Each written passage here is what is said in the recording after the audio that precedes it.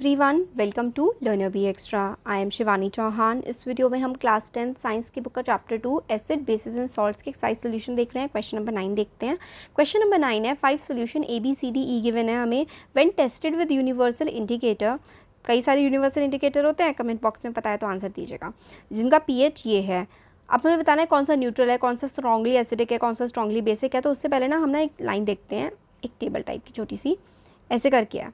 यहाँ पे क्या है बीच में, तो भाई 7 है, ठीक है। 7 जो है 7 पीएच न्यूट्रल होता है, न्यूट्रल, ठीक है, डिस्टिल्ड वाटर। इसे इधर 1 से लेकर के 6 तक, 1 से 6 तक जो भी आता है वो चीज़ एसिडिक होती है, 1 से 6 तक, ठीक हो गया। और 7 से आगे यानी कि 8 से लेकर के 14 तक ये जो चीज़ें होती हैं ये ना बेसिक होती हैं। अब स्ट्रॉन्गली एसिडिक और स्ट्रॉन्गली बेसिक का देखो, 1 जो है ना ये स्ट्रॉन्गली एसिडिक है, स्ट्रॉन्गली एसिडिक, क्योंकि आप जितना छोटे नंबर की तरफ जाते जाओगे उतना ही एसिडिक करेक्टर बढ़ता जाएगा। तो 1 जो है वो स्ट्रॉन्गली एसिडिक, मतलब जब आप इधर से इधर जाओगे तो एसिड बढ़ता जाएगा और इधर से इस तरफ जाओगे तो बेस बढ़ता जाएगा। तो 14 जो है वो स्ट्रॉन्गली बेसिक होगा, मतलब बहुत ज़्यादा बेसिक होगा, ठीक है। अब न्यूट्रल कौन सा है, तो न्यूट्रल देखो सिंपल सा हम लोगों को यहाँ पर जो दिखाई पड़ रहा है, इन सब में न्यूट्रल कौन सा दिखाई पड़ रहा है, न्यूट्रल है हमारे पास 7। स्ट्रॉन्गली एल्कलाइन, एल्कलाइन बेसिक, इन सब में 11 सबसे ज़्यादा एल्कलाइन है क्योंकि 11 14 के सबसे पास है। स्ट्रॉन्गली एसिडिक 1 होगा, वीकली एसिडिक जो 7 के पास होगा, 7 के पास यानी कि 4 वीकली एसिडिक होगा। वीकली एल्कलाइन जो 7 से इस तरफ होगा यानी कि 9। तो ये हमारे आंसर हो गए सबके, ठीक है। नेक्स्ट क्वेश्चन है, ये वाली जो चीज़ है ना, ये जो मैंने आपको बताई है ये आप लोगों को ना अच्छे से याद रखनी है, ये ना बहुत ही इंपॉर्टेंट है क्योंकि 7 न्यूट्रल होता है, 7 से छोटा जाते हैं तो एसिडिक होता जाता है, 7 से बड़ा जाते हैं तो बेसिक होता जाता है। 14 सबसे ज़्यादा बेसिक है और 1 सबसे ज़्यादा एसिडिक है। क्वेश्चन 10 है, equal length of magnesium ribbons are taken in test tube A and B. HCl is added to test tube A while acetic acid CH3COOH is added to test tube B. Amount and concentration taken for both the acids are same. In which test tube will the fizzing occur more vigorously and why? क्या करा है हमने equal length of magnesium ribbons are taken, magnesium ribbon हम लोगों ने लिए हैं ए में भी और बी में भी। एक में हम लोगों ने HCl डाल दिया यानी कि एसिड डाल दिया, एक में हम लोगों ने एसिटिक एसिड यानी कि वीक एसिड डाल दिया है। तो हमसे पूछा गया है बराबर एसिड भी, सपोज करो 2 ml HCl डाला है और 2 ml ही CH3COOH डाला है। फिजिंग साउंड किस में ज़्यादा आएगी, ठीक है, ज़्यादा एसिडिक कौन सा है, ज़्यादा एसिडिक इसमें HCl है। फिजिंग विल अकर स्ट्रॉन्गली इन फिज ऐसे करके अकर जो होगी ज़्यादा वो टेस्ट ट्यूब ए में होगी।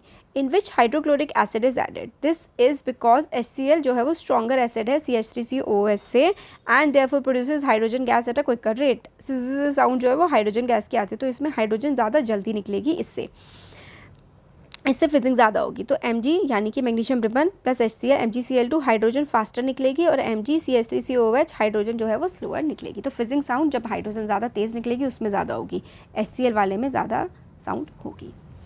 नेक्स्ट है question, fresh milk has pH of 6। जो फ्रेश मिल्क होता है वो बेसिक होता है, उसकी pH 6 होती है। How do you think the pH will change as it turn into curd.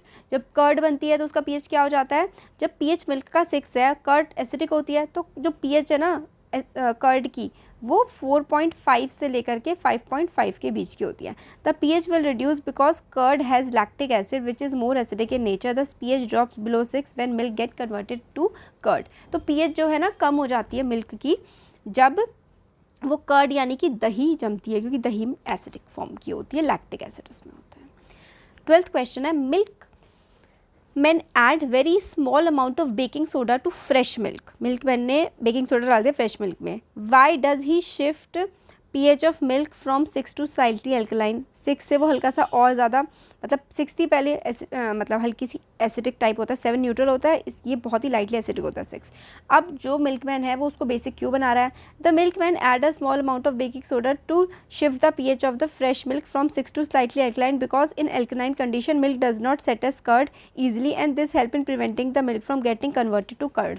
तो सड़ने से मतलब मिल्क जो है वो दही ना जम जाए उसमें, इसलिए जो मिल्कमैन है वो कई बार क्या करते हैं कि उसमें हल्का सा बेकिंग सोडा डाल देते हैं, उसकी pH को बढ़ा देते हैं, यानी कि एसिडिक से वो हल्की सी बेसिक की तरफ को ले जाते हैं ताकि दही ना जम जाए दूध की। Why does this milk take long time to set curd? तो जिस दूध में बेकिंग पाउडर बेकिंग सोडा डला हुआ है उसको ज़्यादा टाइम क्यों लगेगा दही जमने में? क्योंकि अब वो ज़्यादा बेसिक है, एसिडिक होने में टाइम लगेगा। Since the milk is slightly basic then usual milk, acid produced to set the curd are neutralized by the base. Only when the alkalinity of the milk is neutralized the process of curd formation begin. Therefore it takes a longer time for the curd to set. अब क्योंकि देखो milk जो है वो slightly बहुत ही slightly जो है वो एसिडिक नेचर का होता है वैसे तो, ठीक है। अब दूध जला ने क्या किया, उसमें बेस डाल दिया तो उस वो इस तरफ को चला गया, यानी कि कुछ 8 वगैरह उसकी जो है बेसिक हो गया होगा वो। अब जो दही जमाने के लिए ना ज़्यादा टाइम लगेगा क्योंकि जो न्यूट्रलाइजेशन होगा, यानी कि जो एसिड है बेस न्यूट्रलाइज होंगे तब उसकी pH 6 आएगी, फिर pH से और 6 से और कम जाने में 4.5 4.5 तक जाने में दही जमने में टाइम लगेगा, क्योंकि अब pH उसकी जो एसिडिक चाहिए थी वो एक्चुअली ज़्यादा बेसिक हो चुकी है दूध की, तो इसलिए जमने में दही टाइम लगेगी। क्वेश्चन 13 है plaster of Paris should be stored in a moisture proof container. Why? Plaster of Paris में पानी नहीं पड़ना चाहिए, नहीं तो जम जाएगा, simple. Plaster of Paris should be stored in a moisture proof, नमी वाली चीज़ में नहीं होना चाहिए कंटेनर में, because plaster of Paris is a powdery mass absorb water to form hard solid known as gypsum. तो वो हार्ड सॉलिड बन जाता है CaSO4.H2O, ये वाला ना बहुत इंपॉर्टेंट है, इसमें अगर पानी मिलता है तो वो जिप्सम बन जाता है, इसलिए पानी से दूर उसको रखना चाहिए। ये वाली रिएक्शन है, याद कर लो, बहुत काम आएगी। न्यूट्रलाइजेशन रिएक्शन क्या होती है, एग्जाम्पल देने हैं तो देखो, a reaction in which acid and base react with each other to give salt and water, very important neutralization reaction. Acid और बेस साथ में रिएक्ट करते हैं और सॉल्ट और वाटर बन जाता है, तो हमारा क्या होता है, न्यूट्रलाइजेशन रिएक्शन उसको हम कहते हैं।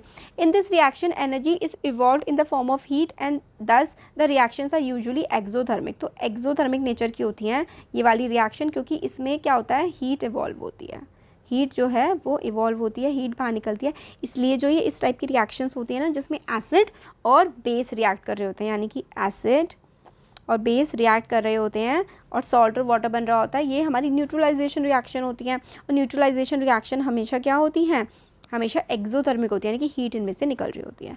एग्जाम्पल हमारा जो खाना पचता है, और NaOH प्लस HCl वाला एग्जाम्पल बहुत अच्छा है, न्यूट्रलाइजेशन का ईजी है। NaOH जो कि बेस होता है, HCl जो कि एसिड होता है, उससे NaCl और H2O बन जाता है, ये हमारा डिस्प्लेसमेंट रिएक्शन का भी एग्जाम्पल है। NaCl सॉल्ट बन जाता है और वाटर बन जाता है। नेक्स्ट है during indigestion cause due to process of excessive hydrochloric acid in the stomach we administer antacid. Antacid डालते हैं, वो भी हमारा न्यूट्रलाइजेशन होता है। MgOH का होल ट्वाइस एंटासिड, ठीक है। मैग्नीशियम हाइड्रोक्साइड डालते हैं, पेट में HCl बन मतलब ज़्यादा एसिडिटी हो जाती है तो MgCl2 और H2O बन जाता है, ये भी न्यूट्रलाइजेशन का एग्जाम्पल है।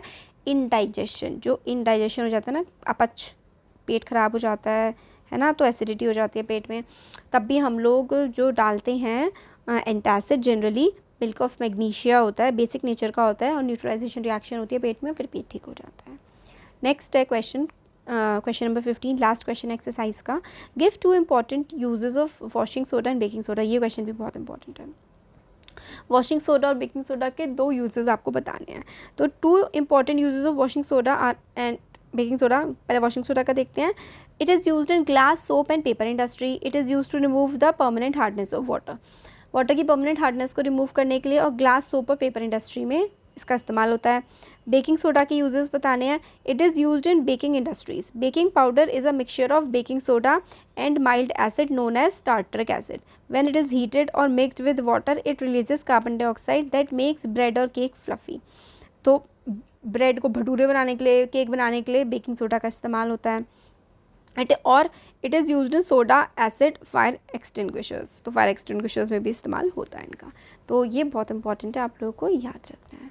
होपफुली आपको वीडियो पसंद आया होगा, अच्छा लगा है तो लाइक करिए, चैनल को सब्सक्राइब करिए और फ्रेंड्स के साथ शेयर करिए। Thank you.